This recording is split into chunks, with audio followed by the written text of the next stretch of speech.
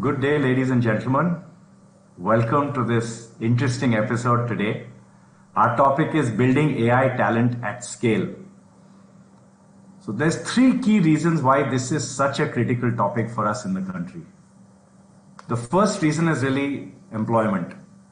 There's a lot of research out there that talks about the fact that while many jobs will need to change, AI has the opportunity to create more than 130 million new jobs across the world in the next 10 years.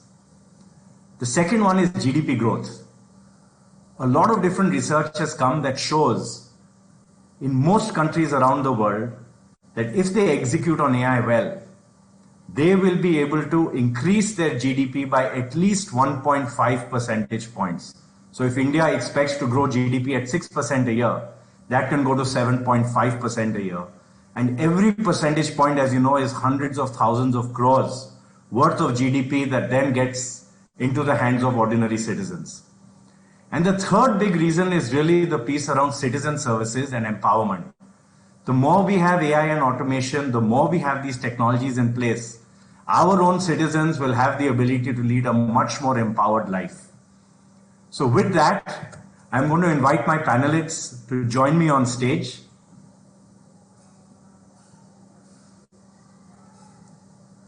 Super.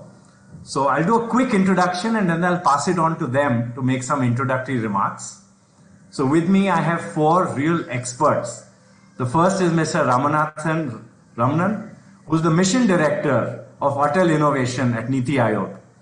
Second, Mr. Naveen Mittal, the Commissioner of College and Technical Education, the Government of Telangana.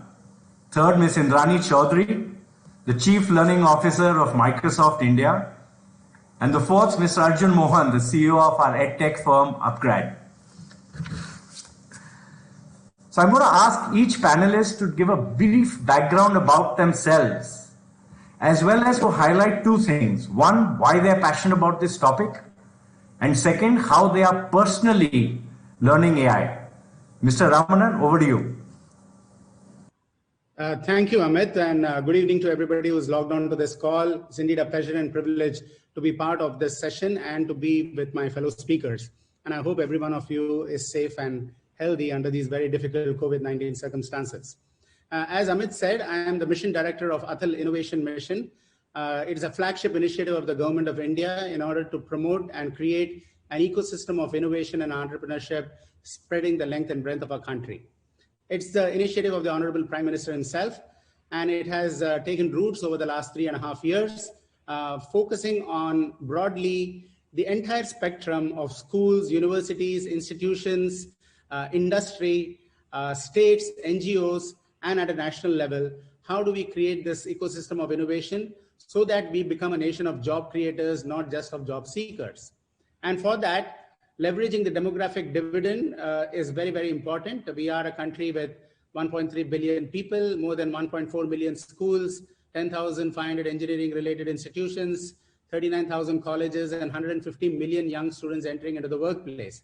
So if you want to be able to create an innovative nation, we have to ensure that they all get the opportunities for acquiring a culture of innovation and also are familiar with the latest of technologies that is shaping the world and shaping the marketplace and is going to dictate the future of not only our country, but the rest of the planet. And that is why the Atal Innovation Mission has launched several initiatives ranging from Atal Tinkering Labs at the school level, Atal Incubators at the university and institutional level, Atal New India Challenges at the national level, Atal Community Innovation Centers to serve rural and underserved regions of our country, and also applied research and innovation for small enterprises, which is to stimulate innovation in the MSME industry.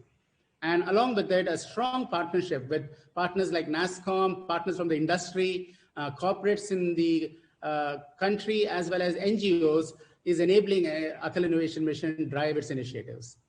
From my point of view, I believe AI is going to be extremely important in the years to come because of the convergence of communications, computing, as well as sensory technologies, which is sweeping the marketplace. Technology has become affordable, accessible, available, and advanced.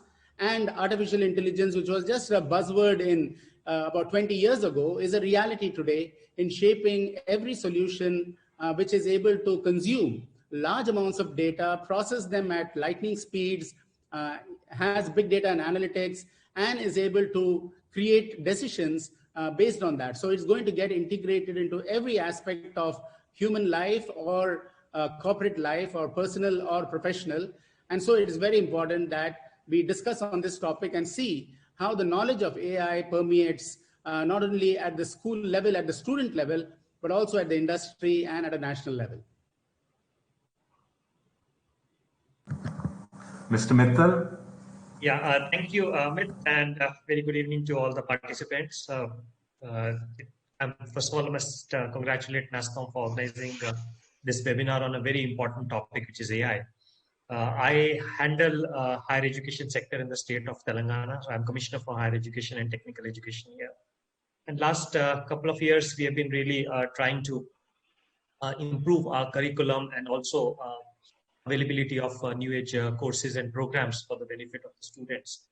And I think if India has to really succeed at a global stage in these modern technologies, especially AI and ML, the way we have done with the IT in general in the past, in last, I would say, nearly 3 decades, we really, I think, as a country and a nation, has to focus on AI and ML and all the new age technologies kind of in a comprehensive way. The educational institutions, the regulatory structure, the administrative structures, the industry, and the NGO partners. I think all of us have to come together and support this development of ecosystem. Because I don't think a single entity or single agency would be able to kind of bring the transformation which we want, as Mr. Ramanan has pointed out. We really have to play at the global stage. We have to kind of do transforming things in order to move forward. Thank you, Mr. Mittal. Indrani, some introductory remarks. Thanks, Amit, for having me here amongst the esteemed panelists. Hi, everybody.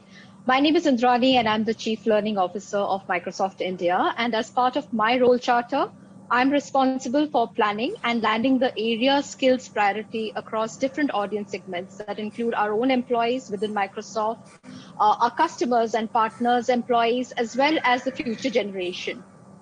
I've been with now Microsoft for close to a decade, and under Satya's leadership have witnessed how we as a company have transformed from a know-it-all culture to a learn-it-all culture. And every employee within Microsoft, and I'm no exception, believe in embracing growth mindset. And as a skilling leader, of course, I keep myself updated on advancement and opportunities in the world of data and AI that unfolds for us. However, since I'm advocating data and AI certifications across all audience group that I'm responsible for, I started with the journey by studying and getting certified myself on AI fundamentals and data fundamentals, which go hand in hand. And having experienced the value add I have had personally through this journey, it helps me join the dots between what is possible and how it is possible through technology. I'm now a more stronger advocate for data and AI skilling as I personally connect to the insights and have gained the power of AI. Arjun? Hi, hi everyone. Good evening to you all. I'm Arjun Mohan. I'm CEO of Upgrad. Just to tell you a bit about Upgrad and how it all falls into the AI ecosystem. Upgrad is the largest higher ed online company in India today. We are focused on the new age learning courses, especially on the postgraduate side.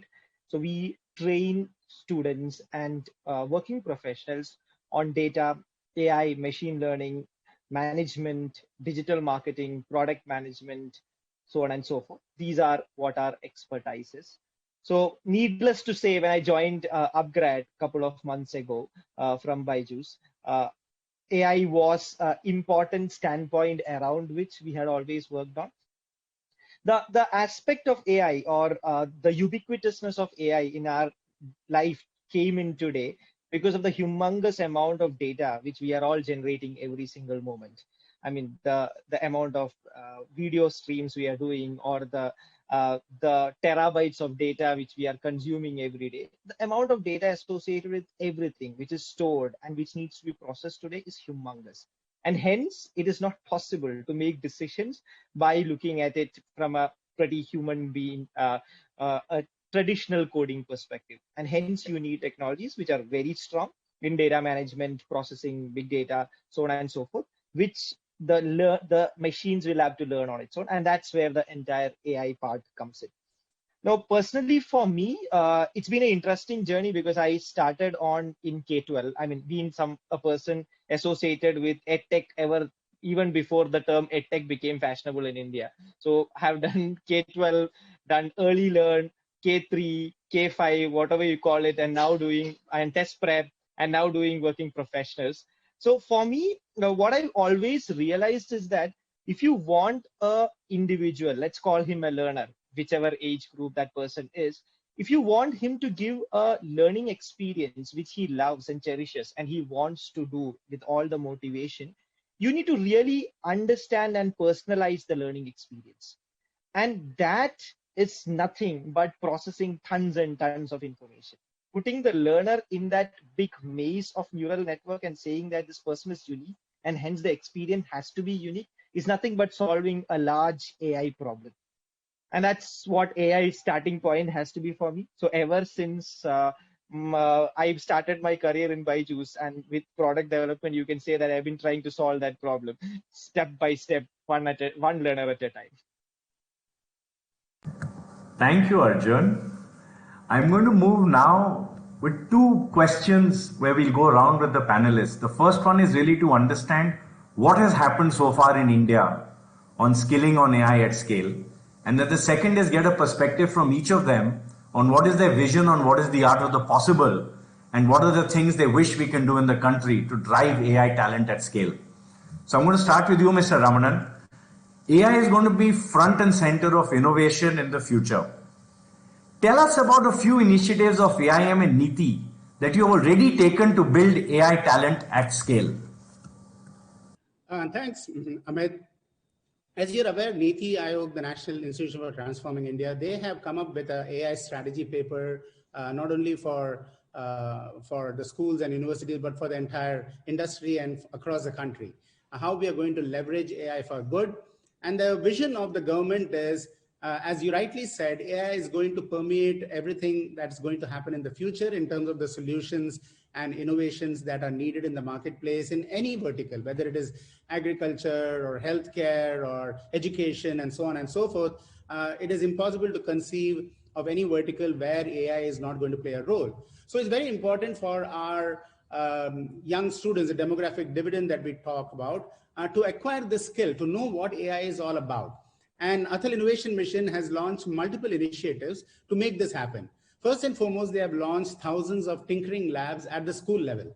And these tinkering labs are dedicated innovation workspaces where the latest of technologies like 3D printers, robotics, IoT, miniaturized electronics, augmented virtual reality, do-it-yourself kits are being made available to the young students so that they are able to play with them, tinker with them, create solutions for community problems they see in and around the community. So the children get a chance to get exposed to what problem solving is all about. First, problem identification, and then problem solving, leveraging these technologies. And then recently, we launched, along with NASSCOM and industry partners that NASSCOM assembled together. And it was a fantastic collaboration between Atal Innovation Mission and NASSCOM to introduce AI modules right at the school level between grade 6 to grade 12. Now, we are having two modules which have been introduced. One is the basic module and the other is called the step-up module. And along with the step-up module, we also identified various projects that are AI-based projects that can be initiated at a school level so that students understand not only the power of AI and how it can be used, but actually do small projects as implementations. And I'll give you some example because we are also having these tinkering labs which are now expanding. By the way, we have more than 5,000 tinkering labs already operational and 2.5 million students exposed to these emerging technologies as well as to AI today. So we introduced 4 components in our entire launch of this educational I would say, game-changing initiatives in education, because we've always been involved in rote learning. And how do you convert a rote learning mindset into a problem-solving, innovative mindset? So one is introduce all the technologies, the do-it-yourself kits, which are the hardware technologies, so that people can play along with that, tinker with it, get a feel of it, and start creating solutions. Then we introduce app development modules so that you are able to learn an app. For example, both the teachers as well as the students have been introduced to online app development modules. It's a 6 to 8 week course. So they learn the basics of app development using libraries and so on.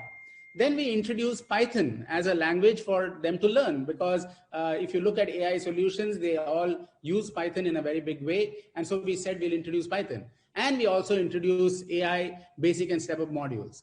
The vision is that every school, we have 1.4 million schools, but every school will have either access to an adult tinkering lab, or they will actually have an adult tinkering lab.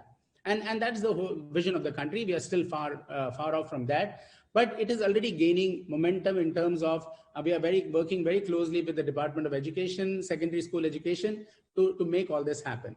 At the university level, there is still a lot of knowledge of AI and the application of AI into solutions. So every challenge, we launch what are known as Atal New India challenges. And when we launch these incubators, we have launched about 100 incubators across the country, and more than 1,500 startups have emerged. There, we sort of brought challenges which would have an AI element, and we are boosting challenges which are integrating AI, IoT, and all of that, so that the universities are also, through their innovation cells and their entrepreneurship cells, introducing AI curriculum into the school students, into the university students, right from the time they join the university. And when they join these startups and incubators, they have a very working knowledge of how AI can get integrated into innovations going forward. From my point of view, we need to step up on the research element of AI in the universities in a very big way, because India affords that. It has data, it has the people, it has the challenges. We are a billion people with a million challenges. We still have problems in affordable housing, clean drinking water and sanitation. 22% of our country is below the poverty line. And each of these are requiring data-driven solutions to be given to the people. 44% of our country is agri-economy based. And if you want to bring precision agriculture, if you want to bring meaningful healthcare across the country, we need to integrate AI into every innovation that we do. And therefore, this is a big thrust by the government in all its initiatives of how to promote, first, the knowledge of AI across the country, and second, how do you promote innovations integrating AI and promoting research, especially in universities, which is going to help us take a leadership position in AI across the nation. Thank you so much. It's amazing how much has already started to get done in the schools and colleges, and we look forward to so much more happening. I'm going to come to you, Mr. Mittal. I know you have a hard stop at 5:30, so I'm going to ask you both the questions, and maybe you can combine them in how you respond to this. So Telangana has always been a state at the forefront of STEM education, and for the IT industry, it has been very, very helpful. So in your view, what are some of the things that states like Telangana and others have started to do to drive education, especially around AI and the emerging tech? And what are some things that you believe they should be doing more of, and where you think maybe industry or others can help so that we can accelerate the momentum? Right, Amit. I think that's a very interesting question.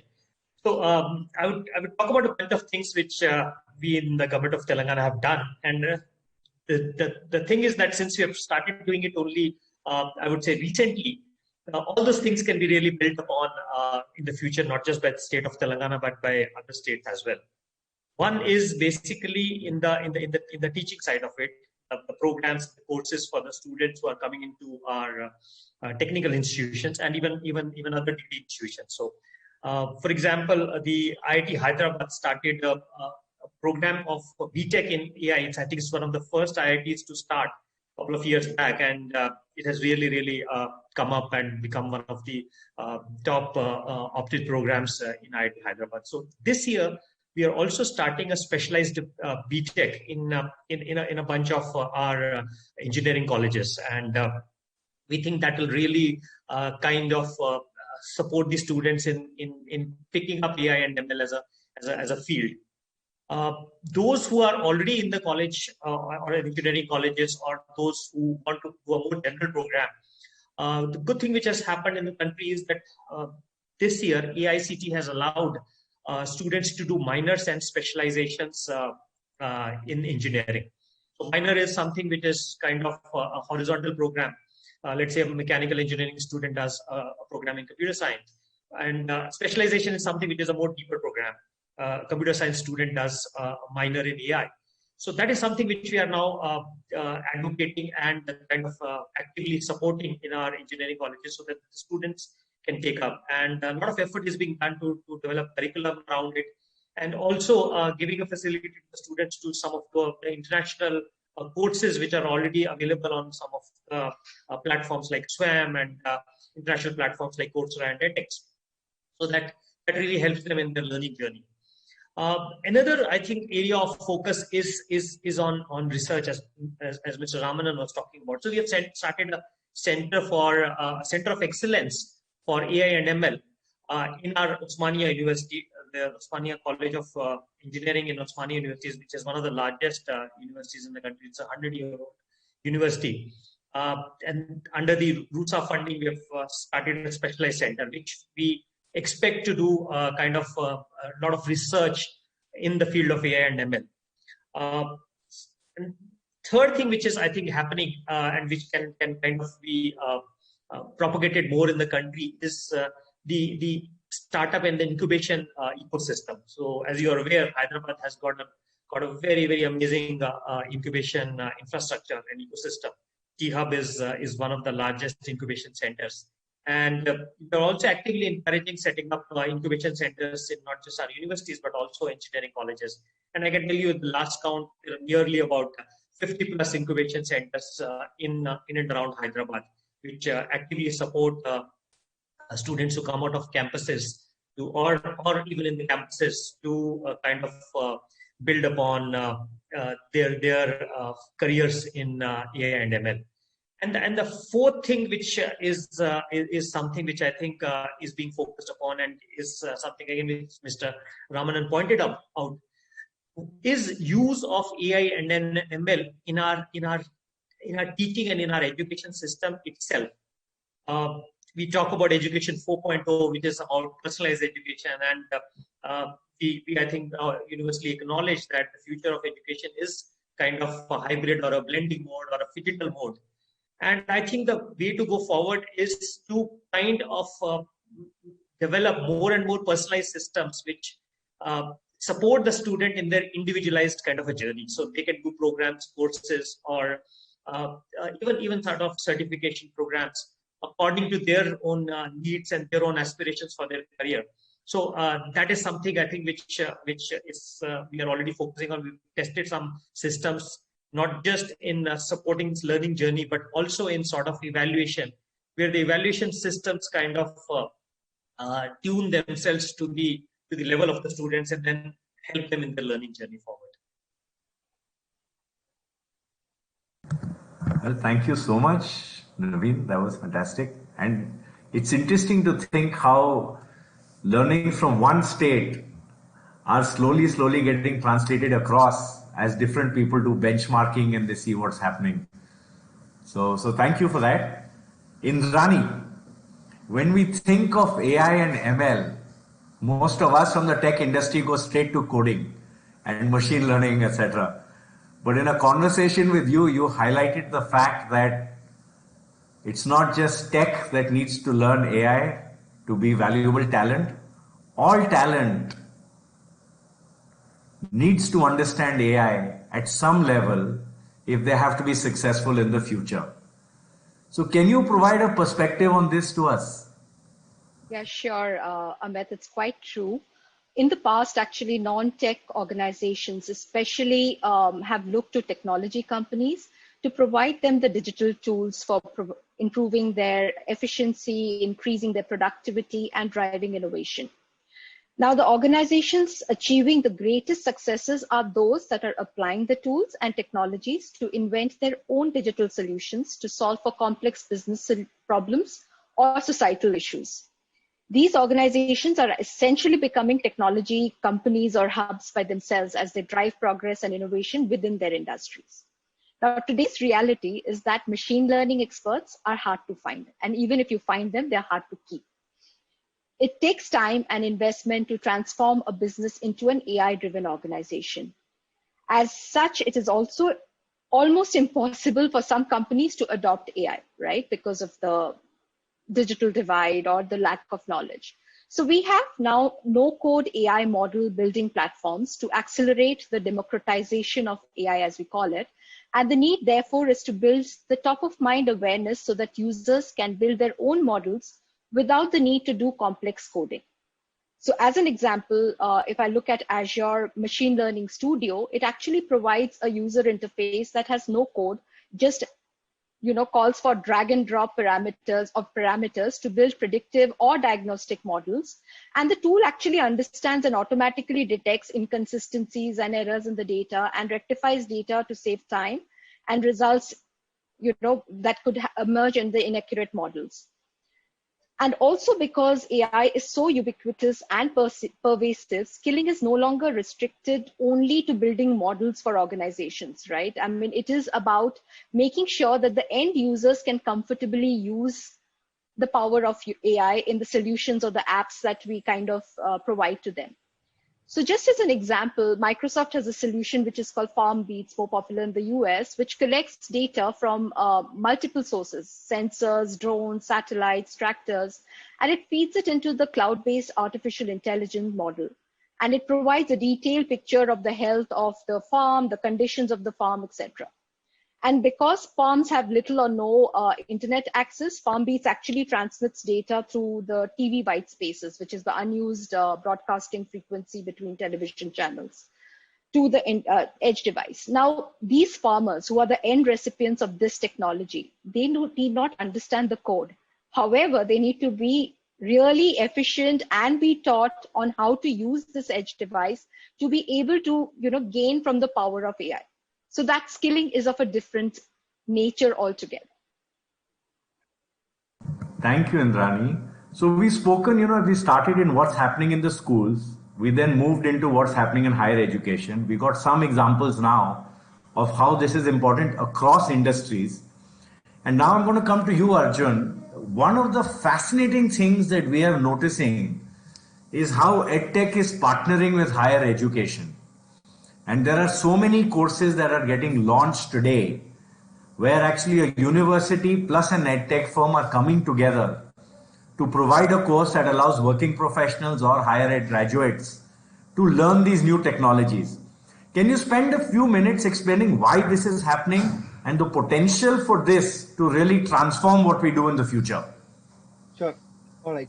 Yeah. So you are right. What's happening today is most of the EdTech organizations are partnering with the top institutes.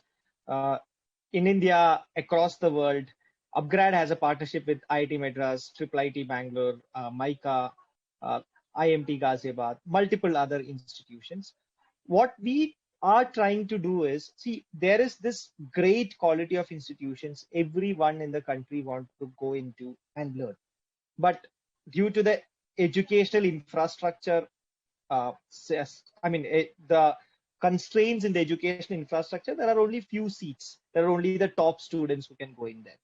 What we are trying to do, or what EdTech is predominantly trying to do, is solve that problem of access and affordability. Because we operate online, we don't have the constraints of a physical college or a university. We can have infinite number of seats.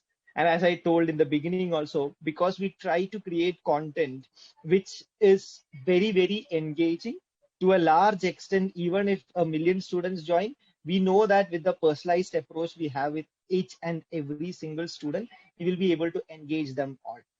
So what we are trying to do is marry both the words, take the best, the great talent pool or the great conceptual understanding and the deep knowledge which exists in Indian universities, and then try to make it open and accessible to every individual.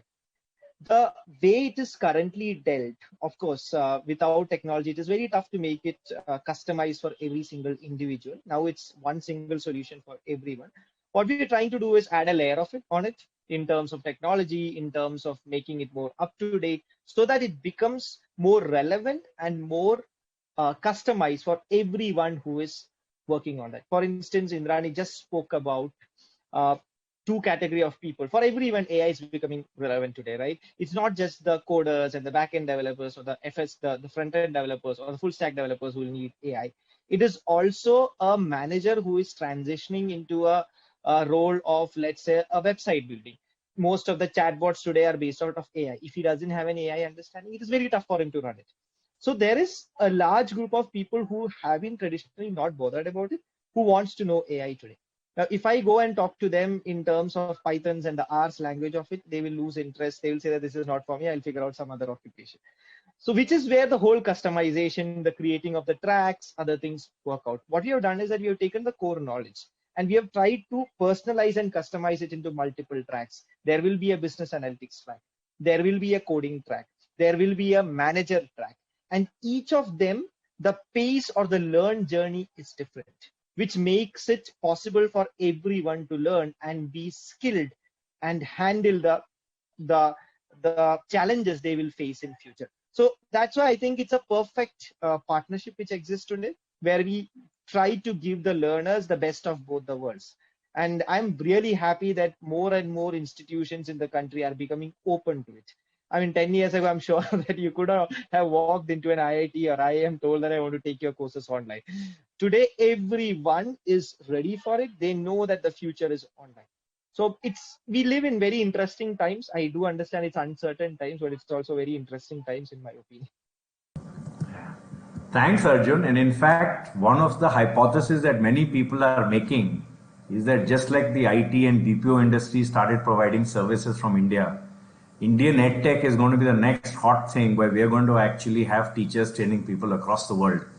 And there is no reason why we shouldn't be able to make that happen. Yeah, especially with the quality of our institutes on the other side.